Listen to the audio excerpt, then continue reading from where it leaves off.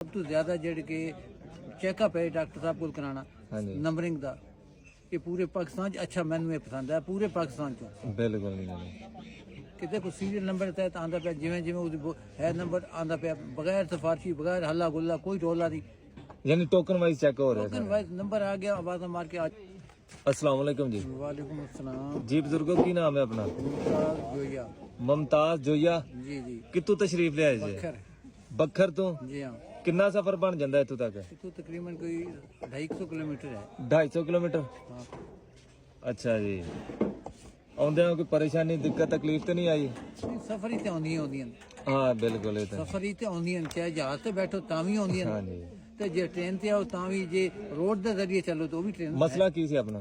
College है मैंने कोई 5 साल प्लस ही होए है किस साइड ਨੂੰ ਫਾਲੇ ਤੇ? राइट साइड मुकम्मल ਅੱਛਾ ਜੀ। ਕਿੰਨਾ ਅਰਸਾ ਹੋ ਗਿਆ ਮਸਲੇ ਨੂੰ?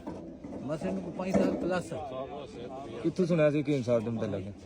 काफी इलाज किया काफी दोस्तों अच्छा। थोड़े पड़ोसी दोस्त बैठे ਅੱਛਾ ਜੀ। उन्हें भी दसे 5-6 दफा उधर को ले उन्हें कहा जी दिक्कत शायद उसे जाके चेक कराओ अल्लाह पाक उसे राजी हो जाए बिल्कुल कि किस देहाती शफा लिखी है ये कोई पता नहीं बिल्कुल ना वड्डे डॉक्टर हकीम ते ना छोटे जे पूरी वेचन वाले बिल्कुल शफा जिस देहात लिखी है अल्लाह पाक ने उसे देहाती शफा है बिल्कुल जी बिल्कुल। और कितना लगा इतने आके?